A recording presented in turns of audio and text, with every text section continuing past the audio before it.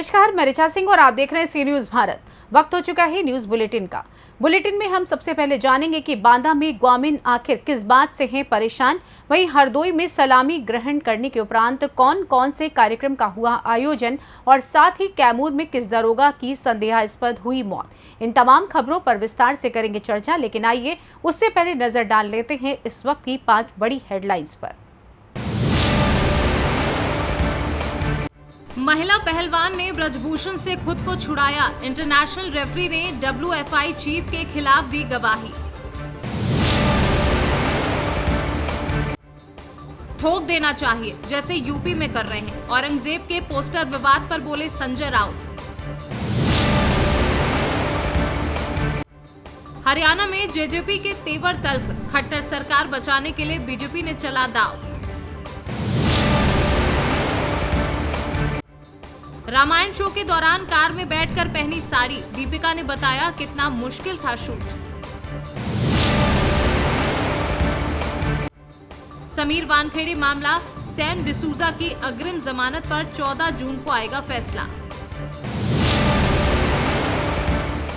अब आइए शुरू करते हैं बुलेटिन की जिलेवार खबरों का सिलसिला। खबर जनपद बांदा से है, जहां दबंगों द्वारा जमीन पर कब्जा करने को लेकर ग्रामीण न्याय की आस में जिलाधिकारी कार्यालय पहुंचे। ग्रामीणों ने बताया कि हम कई सालों से अपने खेतों में खेती कर रहे हैं। दबंग परेशान कर मारपीट कर रहे हैं।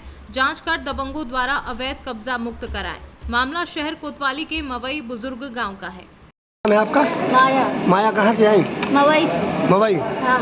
अच्छा, थाना क्या लगता है? बांदा। अच्छा, तहसील बांदा। बांदा लगता है। अच्छा, किस समस्या को लेके आई, क्या है मामला? खेत के पीछे आई। क्या है खेत? खेत में ठाकुर जबरदस्ती कर रहे हैं। तुम्हारा खेत है? हाँ, हमारे साथ है और कह रहे हैं कि यहाँ हमारा है, वहाँ हमारा पट्टा हुआ था। जब तक कि हम जोतते बोते रहे तब तक कि कोई समस्या नहीं पड़ी। जब हम घर बना लिए हैं तब वो कह रहे हैं कि हमारा है। क्या नाम है उनका? उनका नाम है बलवंत सिंह। ये लोग जबरदस्ती कब्जा कर रहे हैं? जबरदस्ती दबंग लोग हैं? हाँ, जबरदस्ती कर रहे हैं। जबरदस्ती कर आ रहे हैं, मार भी रहे हैं, मारपीट भी कर रहे हैं? कह रहे हैं कि जो यहाँ तुम नहीं आना, तो हम कह रहे हैं कि हम आएंगे। यहाँ किसके पास आई थी आज? आज किसके पास आई थी यहाँ? डैम के पास। क्या चाहती हो? आज हम यही चाहते हैं कि हमें खेत मिलना चाहिए। डीएम साहब ने कुछ कहा? अभी कुछ नहीं बोला। नाम है दादा आपका? राजू। राजू, कौन बिरादरी हो? धोबी। होगी। किस समस्या को लेके आए, क्या है मामला? जो समस्या है इनकी क्या कहते हैं, हमारे खेती में पट्टा ठाकुर ने कहा, ठाकुर कहा जब तुम्हारा पट्टा नहीं है हमारा। कब से रह रहे हैं वहाँ पे? वहाँ कम से कम 30-40 साल हो गए।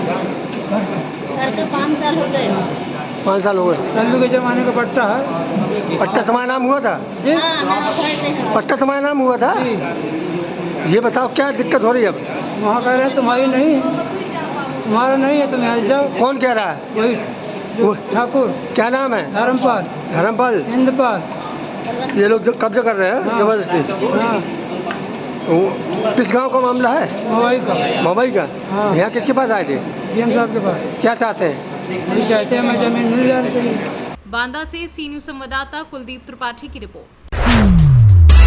खबर हरदोई से है, जहां आज पुलिस अधीक्षक हरदोई राजेश द्विवेदी द्वारा शुक्रवार की परेड रिजर्व पुलिस लाइन स्थित परेड ग्राउंड पर कराते हुए परेड की सलामी ली गई। सलामी ग्रहण करने के उपरांत पुलिस बल की दौड़ कराई गई एवं टोली वार परेड ड्रिल का निरीक्षण करते हुए परेड ड्रिल के संबंध में जानकारी दी गई तथा यूपी 112 PRV वाहनों का निरीक्षण कर संबंधित को PRV के मानक के अनुसार समस्त आवश्यक उपकरणों को अपने पास रखने व उनके सुव्यवस्थित रखरखाव हेतु निर्देशित किया गया। इसके अतिरिक्त समस्त थानों पर भी शुक्रवार की परेड कराई गई। शारीरिक व मानसिक रूप से फिट रहने के लिए समस्त पुलिस कर्मियों से दौड़ लगवाई गई एवं अनुशासन व एक रूपता बनाए रखने के लिए ड्रिल भी करवाया गया। इसके पश्चात क्वार्टर गार्ड, शस्त्रागार, जीडी कार्यालय, पुलिस लाइन भवन व लाइन में स्थित मेस में जाकर खाने की गुणवत्ता को परखा व मेस की साफ सफाई पर विशेष ध्यान रखने हेतु मेस प्रभारी को आवश्यक दिशा निर्देश दिए गए। इस दौरान क्षेत्राधिकारी लाइन, क्षेत्राधिकारी बिलग्राम, क्षेत्राधिकारी कार्यालय, प्रभारी डायल 112 व पुलिस लाइन के अन्य अधिकारी कर्मचारीगण मौजूद रहे। हरदोई से सी न्यूज संवाददाता शिवांशु सिंह की रिपोर्ट। खबर झांसी से है, जहां बुंदेलखंड में पानी की एक एक बूंद गंगा जल के समान है और हमें उसकी कीमत समझना चाहिए। सांसद अनुराग कश्यप ने ये बात कस्बा टहरोली के एक विवाह घर में इक्री सेट द्वारा परियोजना की शुरुआत के अवसर पर क्षेत्र के करीब 40 ग्रामों के किसानों को संबोधित करते हुए कही। टहरोली क्षेत्र के 40 सूखा प्रभावित ग्रामों के लिए 33.56 करोड़ की लागत से इस परियोजना पर कार्य की शुरुआत हो चुकी है।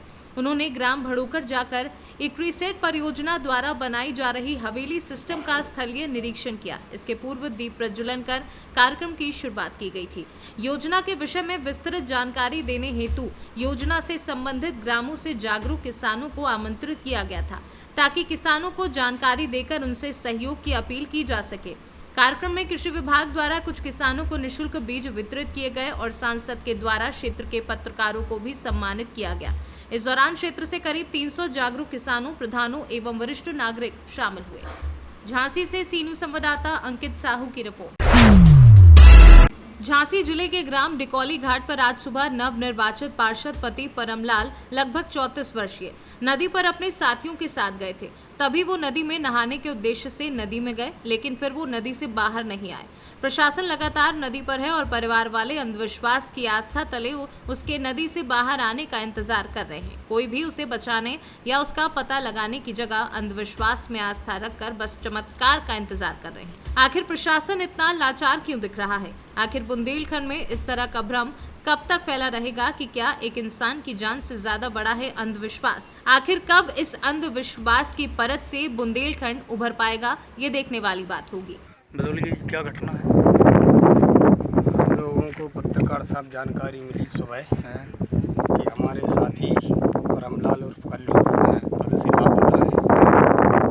सूचना थाने में दी गई और मुखी ने बताया कोली ग्राम के सभी ग्रामवासियों का सहयोग रहा है। वो डेड बॉडी अभी तक मिल नहीं पा रही है, क्या सहयोग हो रहा है? पुलिस प्रशासन के सिर्फ 2 लोग हैं अकेले, एसआई और एक कांस्टेबल, ये 2 लोग अकेले पुलिस ढूंढ रहे हैं अकेले बॉडी को। यहाँ मैंने देखा है कि प्रशासन के केवल 2 लोग हैं। हाँ। ना NDRF की टीम है यहाँ पे। हाँ। और ना ही पुलिस से कोई खोजबीन हो रही है। हाँ हाँ, तो आप लोग क्या चाहते हैं सब लोग? जल्द से जल्द हमारे साथी परमलाल को ढूंढा जाए। हाँ। देर होगी जितना उतना ही